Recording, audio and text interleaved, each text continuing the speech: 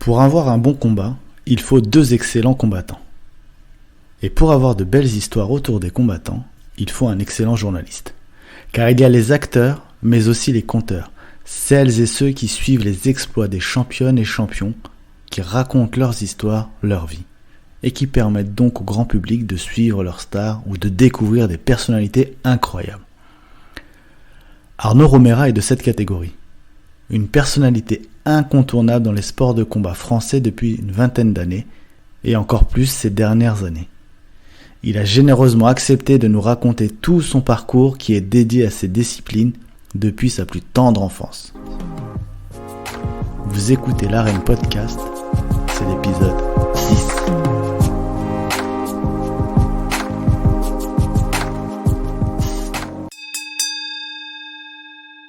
Il fait partie des plus grands spécialistes des sports de combat. Longtemps journaliste spécialisé dans la boxe, Arnaud Romera, qui a également été président de la Ligue de boxe professionnelle, a récemment lancé Fight Nation, une plateforme dont le but est de produire des contenus numériques. L'occasion de le rencontrer pour qu'il nous explique son parcours, ses rencontres incroyables avec des boxeurs, mais aussi et surtout sa vision sur la boxe tricolore. Bonjour Arnaud, merci déjà d'avoir accepté l'invitation de l'Arène Podcast, c'est super gentil. Vous avez été, tu m'as dit de te tutoyer tout à l'heure, alors je vais te tutoyer. Tu as été journaliste, tu as été président de la Ligue de boxe, tu viens de créer Fight Nation. Voilà, t'es dans le domaine des sports de combat depuis des années. On va pas dire que t'es vieux parce que sinon, voilà, quand même. Et voilà, moi, t'es un personnage que j'ai toujours voulu rencontrer parce que, voilà, je te cache pas. Quand je regardais Stade 2, c'était la première chose que j'attendais à la fin. C'était de voir le reportage d'Arnaud Romera sur les sports de combat. Donc ça, c'était quelque chose que je voulais. Et voilà, donc je suis vraiment content que tu puisses m'accorder un peu de temps. Avant toute chose, je voudrais que tu te présentes assez rapidement pour que les personnes qui ne te connaissent pas justement puissent avoir un peu ton portrait. Alors difficile de faire un portrait sans être un peu ennuyeux pour les gens. Moi je suis journaliste depuis presque je viens d'avoir 50 ans donc presque 30 ans. Voilà, j'ai été journaliste à 21 ans, sorti de l'école. Et comme toi, j'avais les sports de combat, le sport en général, mais les sports de combat en particulier, chevillé au corps, je suis viscéralement attaché au sport de combat de par mon parcours personnel de judoka. Mon père était président d'un club de judo. J'ai fait moi-même beaucoup de judo, pas assez talentueux pour faire une belle carrière comme je l'aurais imaginé. Ouais. Mais derrière, mon père depuis petit m'emmenait voir des combats de boxe dans le coin, on est du Val d'Oise, nous. Dans l'Oise, dans le Val d'Oise, c'était vraiment une terre de boxe avec à l'époque, c'est un terreau ouvrier. Ouais. Il y avait des gros galas avec une très grosse ambiance et moi j'adorais. Donc voilà, sans être passé à l'acte non plus, j'ai fait de la boxe en loisir, pour m'entraîner comme ça, mais j'ai jamais fait de combat. Okay. Et donc du coup, je me suis dit, qu'est-ce que je peux faire à mon petit niveau pour essayer d'accompagner tous ces gens que moi j'aime, pour qui j'ai beaucoup d'admiration, et qu'est-ce que je peux faire pour essayer de les mettre en lumière. Donc à partir du moment où j'étais journaliste d'abord, je suis pas arrivé au sport tout de suite, j'étais comme tout le monde, une formation généraliste. Et puis quand j'ai pu enfin avoir le choix de ce que je voudrais faire, les sports de combat, ça s'est libéré à France Télévisions. En gros, j'ai remplacé une grande figure du service des sports qui s'appelait Pierre Fula. Alors, quand même. T'as connu? Ouais. Parce que ta génération connaît pas encore Pierre Fula. Connais le nom quand même. Connais le nom, voilà. Qui était celui qui s'occupait d'entre autres de la boxe, de la lutte, du judo. Ouais. Tous les sports de combat à Stade 2. Et quand il est parti à la retraite en 2000, Charles Bietri, qui était directeur des sports de France Télévisions, demande, mais ça intéresse qui ce genre de sport? On a vraiment beaucoup de talent en France. J'ai dit, moi, je veux, moi. Ça intéressait personne d'autre, ça tombe bien, parce que j'étais le dernier arrivé, donc du coup, voilà. Et ces sports de gymnase, ces sports de sous-préfecture qui intéressaient pas grand monde, mais moi je dis, mais j'adore, mais vous imaginez pas. Le sport de combat, c'est d'abord en France, on a un très haut niveau de performance, que ce soit en boxe, en judo, en karaté. Puis en plus, c'est des histoires extraordinaires. Franchement, la boxe, ou même les sports de combat en général, il y a toujours des trajectoires, des parcours de vie vraiment inspirants. Et c'est une mine d'or en reportage. Ouais. Donc dès que j'ai pu, je me suis engouffré là-dedans. Voilà. Donc j'ai pris pas mal de raccourcis. Sinon j'ai fait un parcours assez classique. Oui. École de journalisme à Bordeaux. D'accord. Ensuite, 3 ans de galère comme tout le monde, à bosser à droite à gauche. La pige, voilà, le chômage, voilà. Et à l'époque, il y a eu beaucoup moins d'opportunités que maintenant. Oui. Parce que votre génération, ta génération, ça y est, vous avez le web, il y a plein de chaînes, il y a des câbles. Moi, à mon époque, il y avait rien. La seule télévision qu'il y avait, pour un jeune qui sortait de l'école, c'était FR3 région. Ah oui, c'est vrai. Donc j'ai fait le tour de France des régions les plus pourries. Parce que les belles régions, Côte d'Azur, Sud-Ouest, elles étaient monopolisées par les vieux de la vieille. Ah, ça, oui, ça on les lâche pas. Ah là, on les lâche pas. jusqu'au- Par contre, quand il fallait dans les Ardennes, à Amiens, ça, bah c'était tous les pigistes, on était là-bas. Ce qui était très sympa, parce que parce que t'es t'es jeune. jeune, voilà. Voilà, mais bon, c'est dur, hein. On va passer un hiver à t'as fait tes gammes, là, ouais. Ah ouais, j'ai mangé mon pain noir pendant 5-6 ans, le temps de faire son trou, de se faire connaître, et puis après, il y a eu un poste qui s'est libéré au service des sports de France Télévisions, en 98. Voilà, et j'ai postulé, j'ai eu aucun rendez-vous, aucun entretien, j'ai juste envoyé des reportages que j'avais faits, et le téléphone sonne, monsieur Romera, voilà, suite à la commission paritaire, nous vous informons que vous êtes engagé au service des sports de France Télévisions. Et là, j'ai failli me sentir mal tellement j'y croyais pas. C'était un rêve, j'avais envoyé des lettres, j'avais envoyé des CV, j'ai jamais eu la moindre réponse. Et là, bah voilà, donc à partir de 98, c'était la vie que tous les jeunes qui sortent d'école rêvent. C'est clair. Voilà. Et moi, j'ai vécu cette vie magnifique pendant 19 ans au service des sports. Voilà. Bah tiens, on va rester justement sur le journalisme quand tu y étais. Comment tu as, comment dire, quelle évolution tu as vue par rapport au sport de combat? Parce que tu as commencé très tôt, comme tu as dit, mais au niveau des sports de combat en France, est-ce que tu as vu une énorme évolution en 19 ans? Alors, il y a eu les sports de combat au début, hein, c'est les fin 80, années 90, c'était pas aussi populaire ou médiatisé, ou en tout cas démocratisé, popularisé comme maintenant. D'accord. Voilà, il y avait un grand champion emblématique dans chaque discipline, un David Douillet au judo, voilà, en boxe il y avait un Bénichou, un Lorcy, voilà, il n'y avait pas les réseaux sociaux. Ouais. Donc du coup la formation se répandait beaucoup moins rapidement. Mm-hmm. Et puis il y avait un espèce de grand public, ça restait des sports populaires, notamment la boxe, mais le grand public avait du mal à s'identifier à de grands champions. Les salles de boxe n'étaient peuplées que de gens de quartier en fait, parce qu'il fallait avoir faim pour faire de la boxe. Aujourd'hui, les salles de boxe sont remplies de cadres, de costards cravates, de femmes. Et le sport de combat est largement sorti des quartiers, et ça a élargi la communauté des sports de combat de manière exponentielle et de manière assez impressionnante.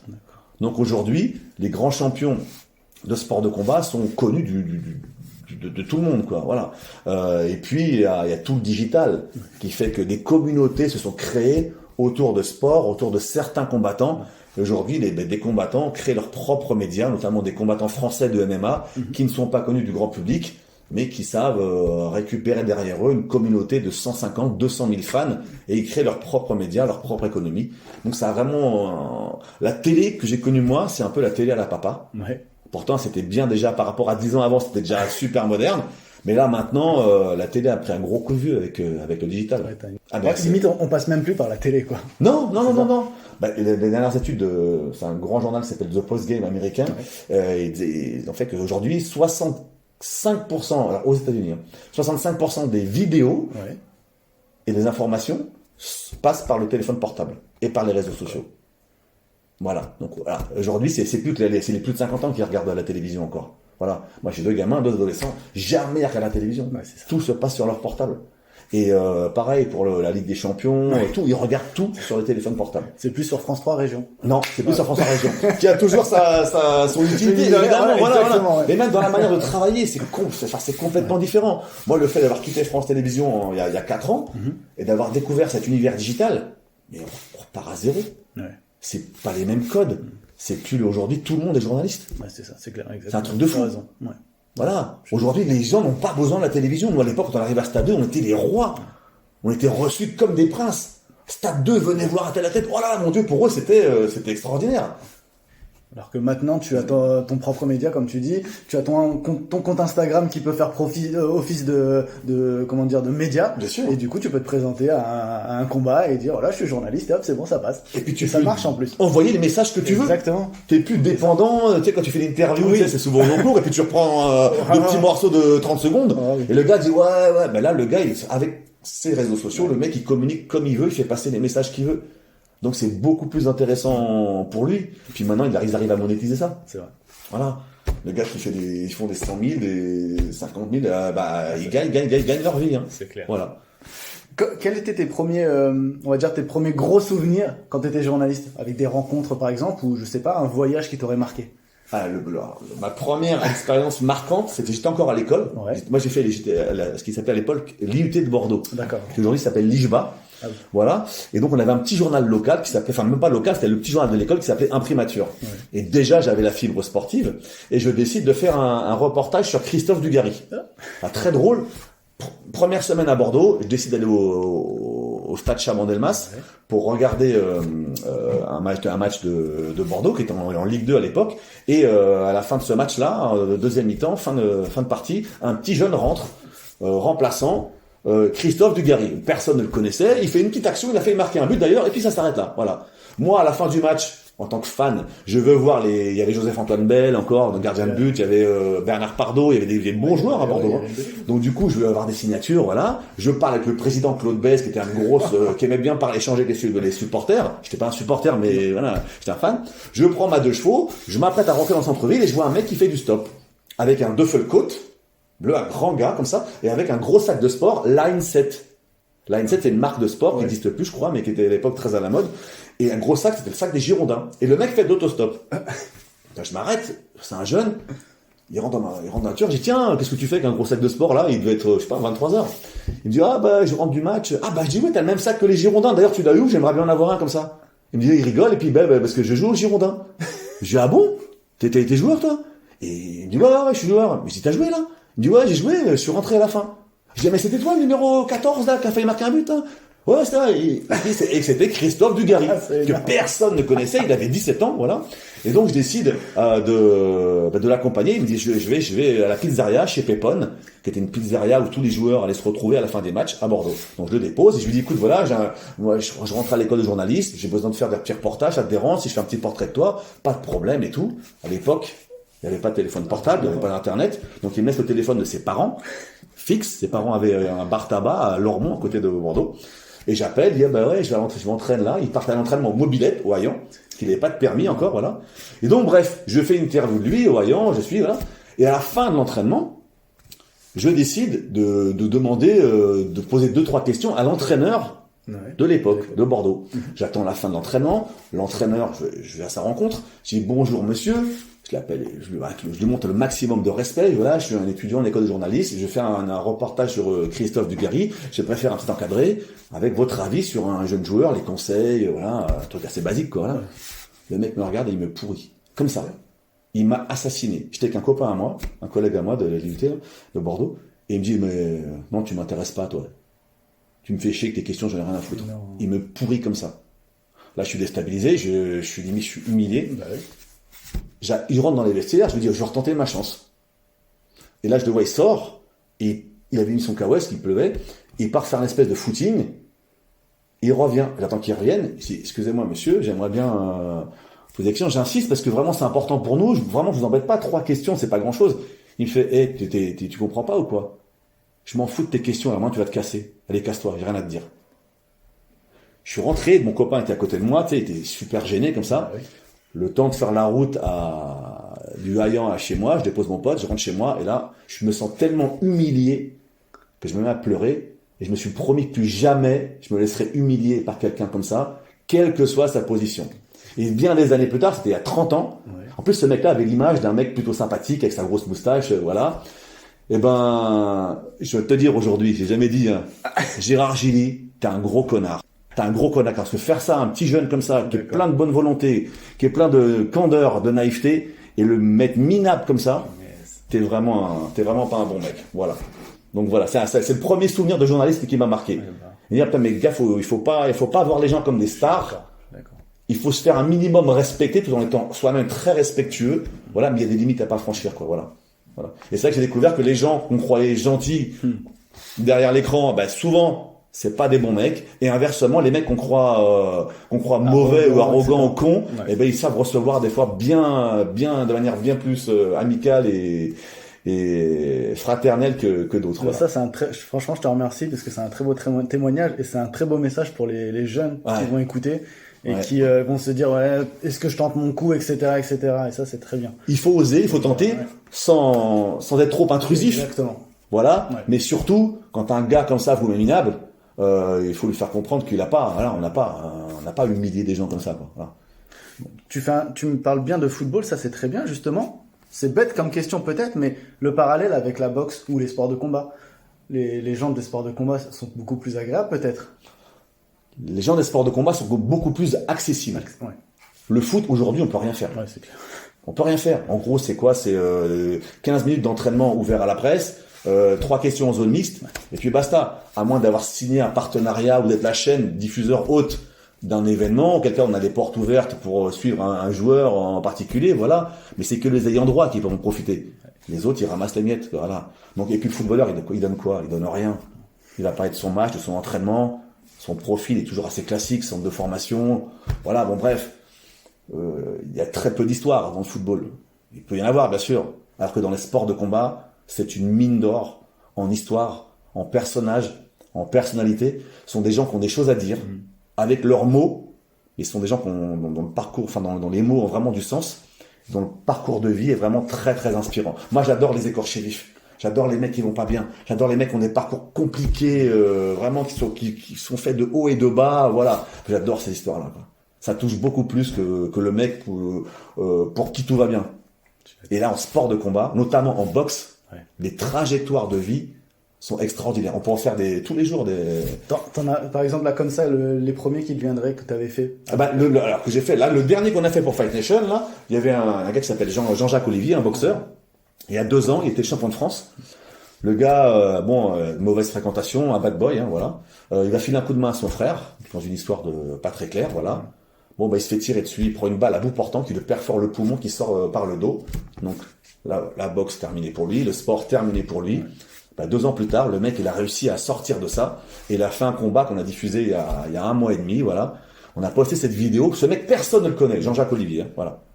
La vidéo a fait 200 000 vues. Derrière, CNews, vous êtes venu faire un reportage, il y a eu France O. Et on a mis en lumière un boxeur que personne ne connaît parce que son parcours de vie, il a marqué les gens, il a choqué les gens. Comment ce gars-là, ce bad boy, a réussi à se sortir en ayant pris une balle à bout portant, qui l'a fait beaucoup réfléchir, sur sa condition, et qui a fait de lui l'homme qu'il est devenu aujourd'hui, un nouveau boxeur certes, mais surtout un nouvel homme qui est déterminé à faire du bien, à faire parler de lui pour de bonnes raisons.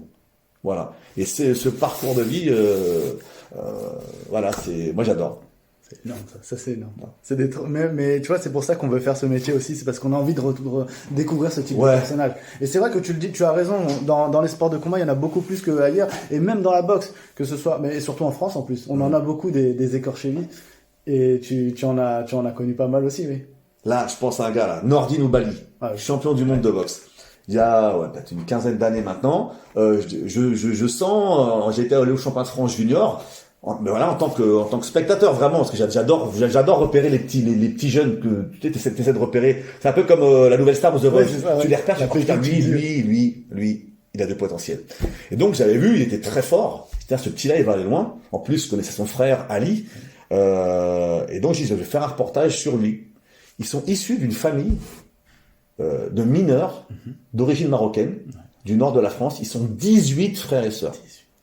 Sur ces 18 frères et sœurs, il n'y en a pas un qui a fait de mauvaises études, pas un qui est sorti, qui a pris le mauvais chemin. Et sur les 18, il y en a une dizaine qui étaient boxeurs et beaucoup de haut niveau. Et donc, j'ai fait un reportage sur cette famille, j'ai été accueilli, mais franchement, c'était magnifique. La maman, tu vois, la maman Rebeu, qui est très volubile, qui a des mots qui sont très chaleureux, même si elle n'a pas tout le vocabulaire. Ils ont voulu qu'on dorme là-bas, chez eux, parce que sur les 18 enfants, il y en a qui étaient partis déjà, voilà. Donc, il y avait des places. Ils avaient aménagé des espèces de petits dortoirs. C'était super bien foutu. Il y avait des couchettes, je veux dire, pour 18 personnes. Et avec le caméraman, le preneur de son, on a dormi chez eux. Énorme. Voilà. On a partagé des moments. Franchement, c'est des séquences de vie magnifiques. Et souvent, maintenant, on ressort il est champion du monde maintenant. On ressort ce reportage où il avait 17 ans. On voit toute la famille, comme ça, avec la maman qui nous avait reçu, qui avait une belle robe. Elle avait mis son diadème, comme une princesse, en fait. Voilà, pour recevoir la télévision. Voilà. Et c'était magnifique. Et j'adore ça. Voilà. Franchement, c'est ce qui touche les gens. Beaucoup plus que le grande gueule. Moi, entre un Conor McGregor et un Hardy Nobali, mais je choisis Conor Nobali. Complètement. Voilà, je parle pour l'histoire. Hein, voilà. Oui. Non, c'est vrai que McGregor, oui, c'est autre chose. Après, il a un style. Il a une histoire aussi, voilà. Une histoire sympa. Il a une histoire sympa, voilà. Maintenant, c'est vrai que le personnage maintenant, c'est un peu moins intéressant, ouais. C'est too much. C'est l'escalade, c'est toujours elle est toujours plus en plus aller sur, on la provoque. Sur une Ronda Rousey. Voilà. Ça, c'est mieux. Mais les Américains sont très forts là-dedans, ils ont compris, c'est le storytelling. Ce qui va attirer les gens, et ce qui fait vendre, c'est non seulement la performance, mais aussi l'histoire. Là, on le voit, Francis Ngannou, là. Oui. Il a tout pour lui. Le gars, il éclate tout le monde, donc c'est la machine, le monstre, la bête. Ouais. Voilà. Et au-delà de ça, maintenant commence à sortir son histoire de, il est arrivé clandestinement en France, avec rien, il coupait des je sais pas quoi, des arbres au Cameroun, voilà. Arrivé sans papier, dormir dans la rue, voilà. Aujourd'hui, le gars, il gagne 1 ou 2 millions de dollars par combat et c'est que le début, hein. À l'américaine. Voilà, à l'américaine. Ouais, c'est ça, ce storytelling fait que, son ascension, sa popularité va grandir encore et encore. Et ensuite, tu es passé. Non, attends.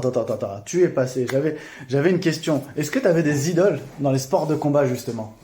Toi, quand tu étais jeune, parce que tu m'as dit que tu as fait du judo. Ensuite, t'as aimé la boxe, mais t'as pas pu en faire. Ouais. Voilà. Est-ce qu'il y avait, tu te rêvais en Francis Ngannou, mais pas de MMA à l'époque. À mon époque, le MMA n'existait pas encore. Non, en boxe, j'ai toujours eu, je sais pas pourquoi, j'ai toujours adoré Roberto Duran. Ouais. Je sais pas si ça te parle. Un grand boxeur panaméen qui a été champion du monde. Et moi, j'étais adolescent, parce qu'il y avait pas de Français de très haut niveau. Voilà, à cette époque-là, voilà, il y avait Jean-Claude Boutier, mais c'était avant moi. J'étais trop jeune pour Jean-Claude Boutier. C'est la génération d'après.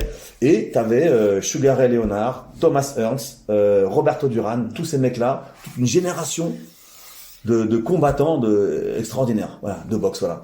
Et moi, ma tante, la sœur de ma mère, habitait aux États-Unis. D'accord. Et pour mon anniversaire, tous les 2 ans, je me payais le voyage, elle m'offrait le voyage et j'allais chez elle. Et moi, j'étais fan de tennis à l'époque, j'adorais Jimmy Connors. Voilà. Et il se trouve que pendant que j'étais là-bas, c'est là qu'il y avait les gros combats de Roberto Duran, qui n'était pas connu en France, de Sugar Ray Leonard, voilà. Et ça se passait, c'était au moment où j'étais aux États-Unis. Donc je voyais avec mon oncle et ma tante ces combats-là, voilà. Et je sais pas pourquoi, la tête qu'il avait, le look, sa barbe, ses cheveux un peu longs comme ça, il avait un charisme fou. J'adorais ce mec, Roberto Duran. Je sais pas, j'arrive pas à expliquer cette espèce d'animalité qu'il y avait en lui. Je parlais pas l'anglais, mais le voir, il avait vraiment le charisme. Et j'ai adoré ce mec-là. T'as pas pu le rencontrer? Non, je l'ai vu bien plus tard. Ouais. Bien plus tard, c'est encore une autre anecdote. Après le 11 septembre 2001, qui a paralysé bien sûr le monde entier, notamment New York. Le premier événement de sport et qui redonne vie à New York, c'est un championnat du monde de boxe entre Félix Trinidad, qui était champion du monde poids moyen WBA, je crois, face à Bernard Hopkins, le champion du monde WBC et WIBF. Enfin bref. Voilà, c'était l'unification. Et là, Charles Bietri était au service des sports, il adorait la boxe, il achète le combat au Madison Square Garden. Pour une raison qui m'échappe, il peut pas y aller commenter. Il me demande à moi, tiens, toi, tu fais du bon reportage sur la boxe, tu veux y aller? J'avais jamais commenté de ma vie. Bah, bien sûr, j'irai. Et je me retrouve avec Michel Drey pour commenter en direct Trinidad Hopkins au Madison Square Garden, dans la grande salle. Voilà, au moment où tout New York était encore commençait à sortir la tête de l'eau après 3 semaines, ça devait être, je sais même pas, c'était pas le 25 septembre, genre 2 semaines après le 11 septembre. Donc il y avait un événement, il y avait un contexte vraiment très particulier. Et donc là-bas, parmi les invités, il y a un repas de presse avant le combat, après la pesée en fait, la veille du gala. Et qui je vois arriver? Roberto Duran. Sans sa moustache, sans sa barbe, tout gros, tout grassouillet, mais je la connais tout de suite, c'est Roberto Duran. Et là, j'étais comme un fou, mais comme un gamin de 10 ans, quoi. Et je vais le voir, je dis, Roberto, je parle un petit peu espagnol, je me démerde. Et je comprends que c'est une idole, le mec super gentil, vachement sympa et tout. Je prends quelques photos avec lui, avec un appareil jetable. Il n'y avait pas de portable. J'étais avec mon jetable. Fallait pas se rater, là. Il y avait des portables encore. Mais bon, j'avais laissé un jetable, je me rappelle. Et je l'ai là, derrière la photo.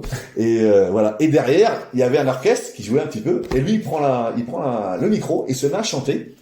Et en fait, c'est un super chanteur pas de salsa, mais de merengue, des trucs comme ça, et il a mis le feu à la soirée, super sympa. Donc, c'est une anecdote comme ça j'en ai plein comme ça, quand on rencontre une idole de jeunesse. Ouais. On a on a un regard d'enfant, quoi. Je comprends. Et on a peur. Franchement, il y a de la peur. Ouais, c'est vrai qu'on appréhende. Ouais. Mais c'est plus agréable que de rencontrer Gérard Gilly.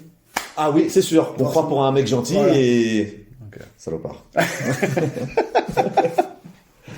Ensuite, la carrière d'Arnaud a changé. Ouais. Tu es devenu président. Pourquoi Ouais. président de la ligue de boxe professionnelle? Alors en fait, quand j'ai quitté France Télévisions en 2017, c'était un peu compliqué. Hein. Je suis parti dans de mauvaises conditions. Voilà, je suis brouillé, donc voilà. Et je me suis dit, mais qu'est-ce que j'ai envie de faire maintenant? En gros, France Télévisions, je partais au bout du monde faire des reportages. Je faisais vraiment le métier que j'adorais. J'adorais vraiment ma vie. Et repartir, c'est comme, je vais prendre un exemple. Hein, c'est comme si j'étais, je sais pas, j'étais au PSG. Ouais. Voilà. Et puis on me propose de travailler dans des petits trucs, on me propose d'aller jouer à Guingamp ou à Louan-Cuiseaux. Tu vois, t'arrives à un âge où tu dis non, je vais pas repartir à zéro, donc on va refaire du commentaire de foot, refaire du. Non, franchement, j'ai pas envie. Voilà. Qu'est-ce que j'aime dans la vie? Ma grande passion, c'est la boxe. Donc, je vais essayer de faire quelque chose dans la boxe. Je sais pas quoi, je sais pas comment, voilà. Il se trouve qu'un de mes meilleurs amis, c'est Brahim Asloum. Ouais. Et Brahim me dit, écoute Arnaud, je monte ma structure de boxe professionnelle pour RMC Sport. Asloum Event. Et RMC me demande, j'ai signé un contrat avec eux, me demande de produire pour eux tant d'événements de boxe anglaise par an. J'ai besoin de t'accompagner, viens avec moi. Donc pendant un an, j'ai fait ça avec Brahim, on a développé Asloum Event. D'ailleurs en 2018, quand j'ai bossé avec lui, on a fait je crois 6 événements de boxe pro, plus 5 ou 6 événements de WSB, c'est avec l'équipe olympique. Et donc on a fait quoi, une douzaine de galas, je crois, dans l'année, ce que personne n'avait fait. Donc on bossait beaucoup. Voilà. Et j'adorais ça. Et puis, quand j'étais en relation avec des gens de la fédération, j'apprends que le ministère des Sports demande la création d'une ligue professionnelle pour mettre un peu d'ordre dans ce milieu de la boxe pro où c'est le bordel, où c'est n'importe quoi, où c'est l'opacité, c'est la précarité, bon bref. Et donc il y a besoin d'une ligue, mais d'une vraie ligue. Donc moi je décide, ça m'intéresse. Donc je monte un dossier, je me présente et je suis élu. Donc je me retrouve à début 2019 à la tête d'une ligue professionnelle de boxe que je pensais être une vraie ligue avec des moyens et avec une équipe, tout ça. Pour arriver là, on n'avait aucun moyen. La fédération nous a attribué 0. Donc du coup, on avait plein de bonne volonté. On a fait des choses vraiment pour faire évoluer le règlement, voilà. Mais derrière, sans moyens, on n'a pas de moyens digitaux, pas de moyens de marketing, rien quoi. C'était vraiment la fédé de boxe, c'était l'âge de pierre. Je suis gentil. Voilà, mais les fédés olympiques sont comme ça, c'est vieillot. Et donc ça pouvait pas continuer. Donc j'ai dit puisqu'on peut pas faire plus pour développer la boxe, qu'on veut pas nous donner les moyens, je vais faire autre chose. Et à partir de là, j'ai décidé de créer un nouveau média. Voilà. Fight Nation. Fight Nation. Voilà. Pendant le confinement, le premier confinement, on s'est dit qu'est-ce qu'on peut faire? On était plusieurs à réfléchir. La boxe est en train de les sports de combat en général, tous les diffuseurs se désengagent de la boxe et du pied-point. Voilà. Canal+ avait laissé tomber tous ses contrats pied-point. RMC n'a pas renouvelé ses promoteurs, donc il n'y a plus de boxe. Voilà. Le seul aujourd'hui promoteur qui a un contrat en France avec une ligue française, c'est Jérôme Abitboul avec Tony Yoka. C'est tout. Ça veut dire que il y a 300 galas de boxe par an professionnels. Ouais. Il n'y en a que 3 diffusés. C'est-à-dire que 99% des soirées de boxe, et c'est pareil en pied-point, n'ont pas de visibilité, n'ont pas de diffuseur. C'est incroyable. Bon, alors c'est pas possible, les mecs ils vont crever. Parce que si à partir du moment où il y a un diffuseur, aussi petit soit-il, il y a plus de partenaires, plus de subventions, plus de sponsors. Ouais. Donc on peut créer l'écosystème, l'économie de la boxe. Voilà. Et on s'est dit, faut créer. Ça marche dans d'autres pays. Bien sûr. Voilà. Puisqu'il n'y a plus de médias, créons ce média. Ouais. C'est comme ça qu'on a créé Fight Nation. Voilà. Si ça peut être que digital. Voilà. On a regardé ce que faisait à un autre niveau, on se compare pas à DAZN. Voilà, avec des gros moyens, nous avec des petits moyens, voyons voir ce qu'on peut faire pour accompagner les combattants français, tous sports de combat confondus, et c'est comme ça qu'on a créé Fight Nation. Alors comment ça se présente? Du coup, c'est une application, il y a le site internet également, et du coup on a des résultats, des résumés du direct. Est-ce qu'on a des articles? Voilà. On n'est pas un site d'information. Voilà, c'est ça que je veux savoir. Fight Nation, c'est une plateforme de diffusion. Ok. Donc on diffuse des galas, des soirées de MMA, de boxe, avec à chaque fois le dénominateur commun, c'est qu'il y a toujours des combattants français lors de ces soirées. Okay. On a signé un contrat avec le Brave, qui est une grosse organisation de MMA au Bahreïn. Il y a beaucoup de combattants français, c'est pour ça qu'on a signé avec eux. À chaque fois, à chaque plateau, il y a des combattants français. Nous, on veut vraiment accompagner les combattants français. C'est vraiment notre ligne de conduite et ce quoi on veut pas déroger. Voilà. Donc tous les événements évidemment qu'on diffuse, on a intérêt nous à faire la promotion. Donc on l'accompagne ces diffusions live par des reportages, par des interviews, par des rencontres. Et tout ça on publie sur les réseaux sociaux et on met ça, les reportages, les interviews sont accessibles gratuitement sur la plateforme. C'est que les lives qui sont payants, live et les replays. Voilà. C'est le modèle économique qui marche très très bien chez les anglo-saxons. On l'a vu tout à l'heure qu'il y avait une grosse communauté de sport de combat en France qui est frustrée de ne pas avoir de sport de combat à la télévision. Donc il y a un terrain médiatique et digital favorable. Voilà. Maintenant, il faut pouvoir convertir cette communauté du gratuit vers le payant. Et c'est toute la difficulté en France. Voilà. C'est que le français, il veut pas lâcher. On n'est pas encore un pays... Non. C'est ça qui marche. On a un pays qui a envie, mais qui ne fait pas encore. C'est ça. Ça commence à venir. Là, on le voit. La nouvelle génération commence peut-être à bouger. Les jeunes, on a vu avec le MMA, et on a beaucoup d'abonnés qui viennent du MMA, parce que les MMA, comme ils n'avaient pas de quoi consommer, et ils payaient, ils s'étaient habitués à payer pour voir leurs potes qui combattaient en Russie, en Pologne, il y avait des petits pay-per-view locaux, accessibles en France, depuis la France, les mecs payaient 7 balles, 8 balles pour voir leurs potes. Donc eux, c'est une communauté qui est très digitale, donc ils sont habitués. Pour la boxe, c'est plus compliqué, là on y vient. Mais parce que ce modèle-là de pay-per-view, ce modèle de plateforme, c'est très très anglo-saxon. Ça cartonne, c'est l'UFC Fight Pass, ça cartonne. Voilà, tous ils développent ce modèle-là. Voilà.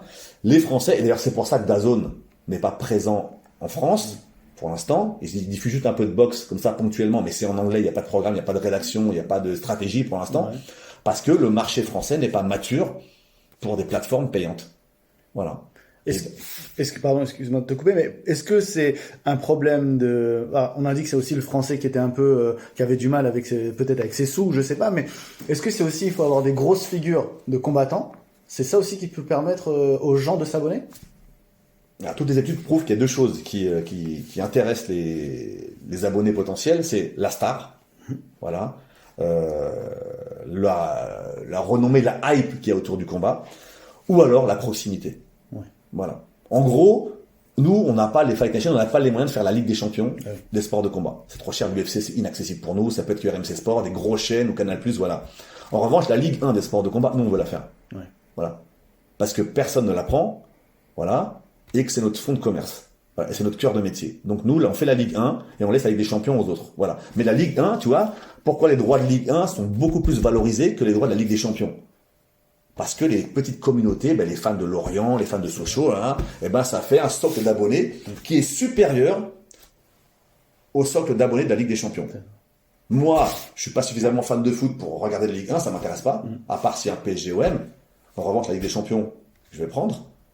Mais les abonnés Ligue des Champions sont 2 fois moins importants que les abonnés Ligue 1. Donc c'est la proximité qui prime. On veut voir le boxeur de notre coin. Voilà. Notre copain, le mec du coin, voilà, c'est ça. Voilà.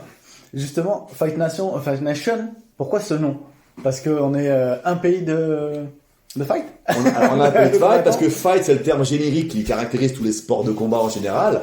Et puis nation parce que c'est un mot de plus en plus international et puis que ça englobe un petit peu on est comme une c'est en gros c'est la famille. On aurait pu appeler ça Fight Family, mais c'est trop long, voilà, en marketing c'est moins bon. Fight Nation ça parle à tout le monde. Les grands concerts aujourd'hui sont gérés par une grosse boîte qui s'appelle Live Nation. C'est plus quelle radio, mes gamins écoutent ça tout le temps. C'est Skyrock, Move, je sais plus. Ils disent Hip Hop Nation. Voilà, le terme Nation est générique pour catégoriser une communauté et une famille. Voilà, donc Fight Nation, c'est la chaîne, le média des sports de combat en France. Voilà.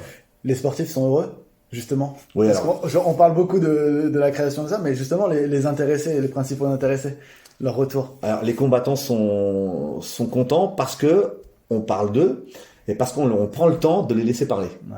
Le luxe qu'on a nous, c'est qu'on maîtrise la diffusion.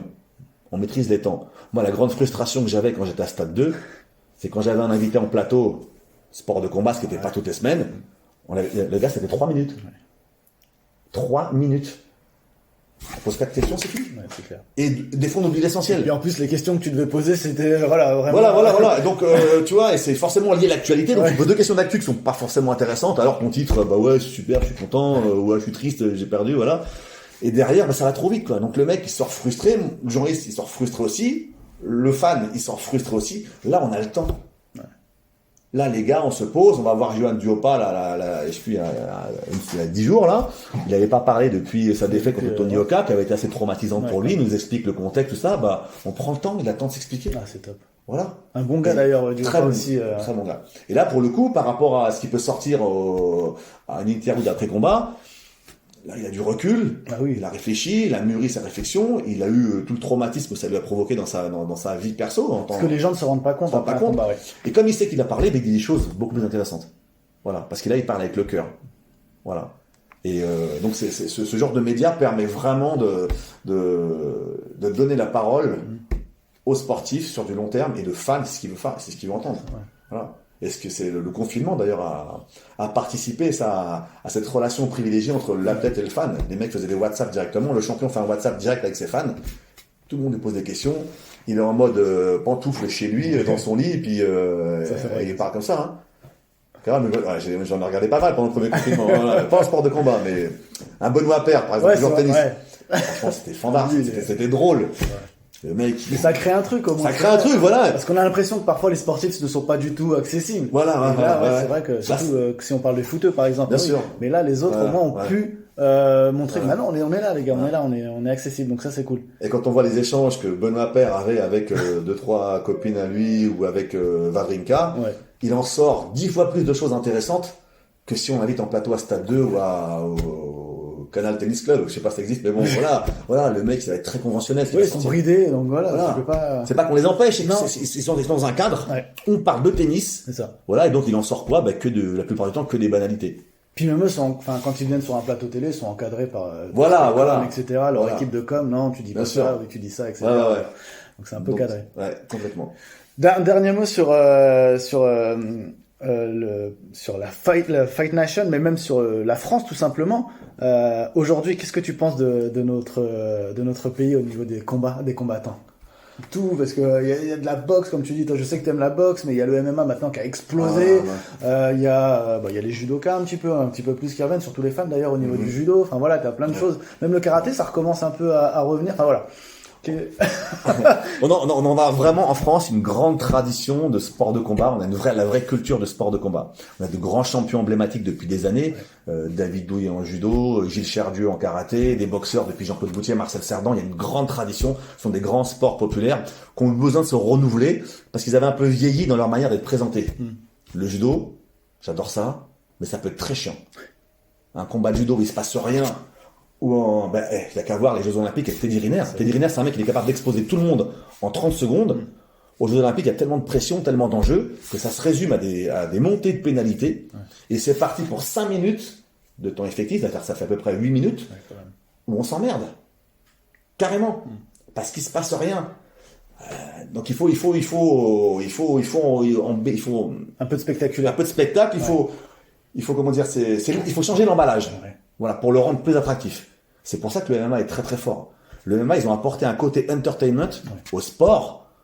Et la boxe s'en inspire beaucoup maintenant, depuis McGregor Mayweather. En fait, c'est très intelligent d'avoir fait ça. Au début, j'étais complètement opposé à cette mascarade. C'est grotesque, c'est du business. On sait très bien que les deux vont sortir gagnants de ce truc.